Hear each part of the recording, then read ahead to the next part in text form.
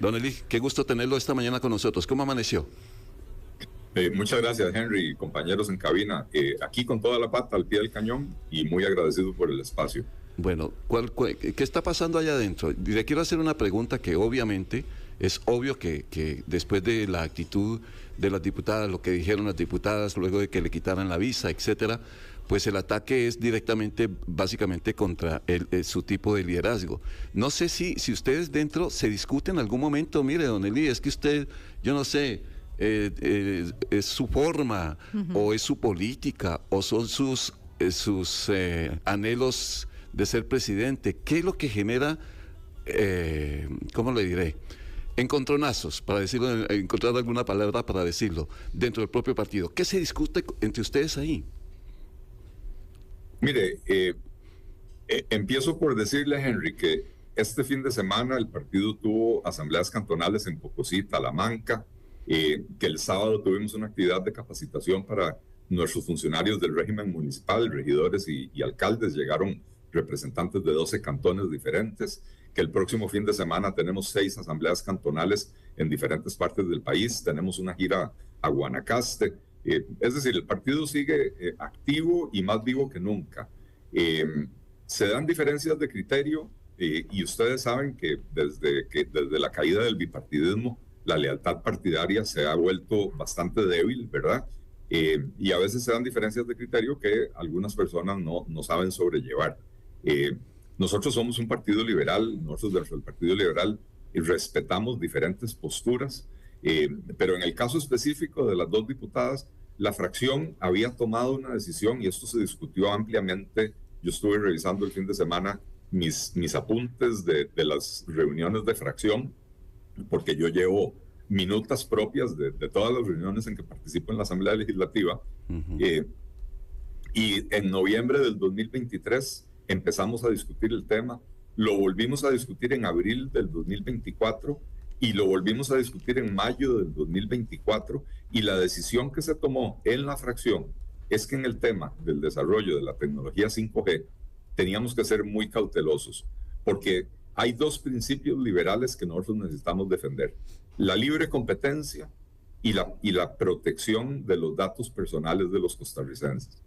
Y si ustedes se recordarán, el primer proyecto de ley que yo presenté cuando entré como diputado, el 9 de mayo del 2022, presenté la Ley de Protección de Datos Personales, expediente 23.097, dando una señal de que para nosotros los liberales la privacidad de los datos de los costarricenses era de vital importancia.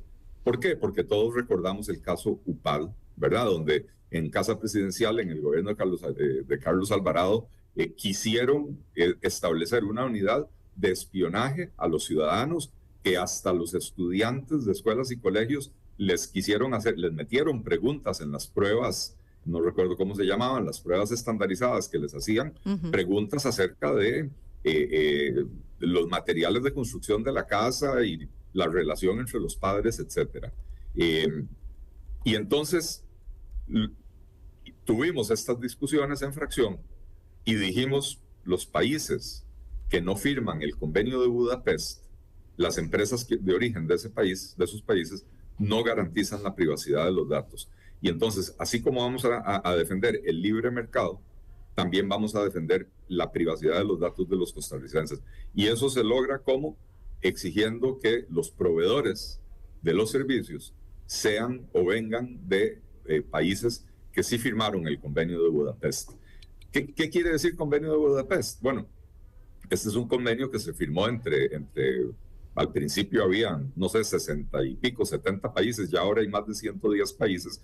El convenio tipifica como delito ciertas actividades ilícitas en Internet, por ejemplo, hackear cuentas, hackear bases de datos, suplantar identidades, meterse a usar Internet para fines delictivos. Don Eli, pero entonces aquí, con respecto a esto, perdón, era que las diputadas al final no estaban de acuerdo con esa posición del partido. Fue parte de lo que tal vez empezó a generar roces. En efecto, cuando se tomó esa decisión en fracción, porque la decisión se tomó finalmente en mayo del año pasado, la diputada Johanna Obando manifestó que ella no estaba de acuerdo con esa posición, que ella iba a privilegiar la libre concurrencia en un libre mercado, con lo cual ella no veía sentido de limitar los países que pudieran proveer estos servicios. Se le respetó la posición, como se ha respetado siempre las diferencias de opinión a lo interno de la fracción. Los liberales no somos dogmáticos. Los liberales tenemos, digamos, amplitud de opiniones y nos respetamos entre nosotros. Pero la decisión de fracción fue que íbamos a privilegiar en el mismo plano libre competencia y protección de datos personales, seguridad nacional. ¿Por qué? Porque yo recuerdo de una audiencia que se dio en el Congreso de Estados Unidos en el 2023, donde convocan a los representantes de Huawei en Estados Unidos, les preguntan, ¿ustedes pueden garantizar la privacidad de los datos de los estadounidenses? Y la primera respuesta fue así como tímida, pero dijeron que sí. Y luego les repreguntan y le dicen, ¿y si el gobierno de China les pide a ustedes información sobre algún cliente o les pide acceso a las bases de datos que ustedes levantan con la información de sus clientes, qué harían? Y la respuesta que dieron fue, nuestra casa matriz está en China, nosotros debemos de cumplir la ley del país de nuestra casa matriz. Con lo cual confesaron que no hay protección, no hay privacidad de datos. Y entonces, es que estamos hablando, ojo, en Costa Rica, de los datos de la salud de la gente, de los datos de las cuentas bancarias de las personas, de las tarjetas de crédito. Los que tienen carros más modernos, de esos que tienen cámaras por todas partes, están controlando los desplazamientos de las personas. Los celulares ahora le hacen a uno un rastreo. Los celulares saben dónde está uno. Si uno se traslada de San José a Guanacaste, el celular le empieza a tirar a uno anuncios de carambadas en Guanacaste, ¿verdad? Y entonces es importantísimo proteger la privacidad de esos datos, que fue la posición que asumió la fracción. Johanna, porque esto fue solo Johanna, no fue... Cintia apoyó la decisión de la fracción. Johanna nos dijo, no estoy de acuerdo y voy a seguir defendiendo la libre concurrencia en el mercado. Nosotros siempre respetamos eso, pero no podemos respaldar una posición que fue, digamos, de disenso, cuando la fracción había tomado una decisión distinta. Don Eli, en la reflexión, en la autorreflexión, no sé si quedó realmente la sensación de que fue muy tímida su reacción cuando le quitaron la visa. Ellas se quejaron por eso, de hecho. ¿No faltó fuerza, siendo todavía ellas diputadas de su partido, haber sido mucho más fuerte su pronunciamiento, si esa es la palabra también, o si se quedó muy en, bueno, ni modo, así es la vida? Respetamos. Mire, tengo que decirle que el comunicado que se publicó fue redactado entre los 5 diputados, que de hecho el día que se anunció la cancelación de las visas, nosotros nos quedamos reunidos hasta las 9:30 de la noche ahí en la Asamblea Legislativa, y llegó un punto donde dijimos, ok, aquí tenemos un borrador, vámonos a descansar, mañana en la mañana nos volvemos a reunir, lo revisamos antes de publicarlo. Y en esa reunión, al día siguiente en la mañana, Johanna pidió que se le hicieran 2 cambios a ese comunicado. Uno de los cambios que pidió fue que agregáramos la frase respetamos la decisión de los Estados Unidos. Eso no estaba en la redacción original.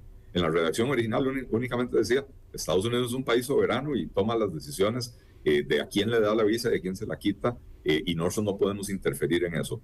Ahora, ¿cuál es la debilidad del comunicado? Nosotros criticamos fuertemente al gobierno de la República por la persecución y la violencia política contra las diputadas, pero ¿qué más podíamos hacer? Yo he escuchado a las diputadas decir que en realidad a ellas les quitaron la visa por decisión de Rodrigo Chávez, y yo creo que ese es un poder que el presidente no tiene. Yo no creo que el presidente de la República pueda manipular al gobierno federal de Estados Unidos para que hagan lo que a él se le antoja.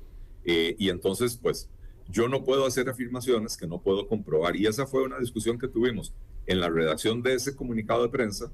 Dijimos, ok, aquí no vamos a decir nada que nosotros no podamos comprobar.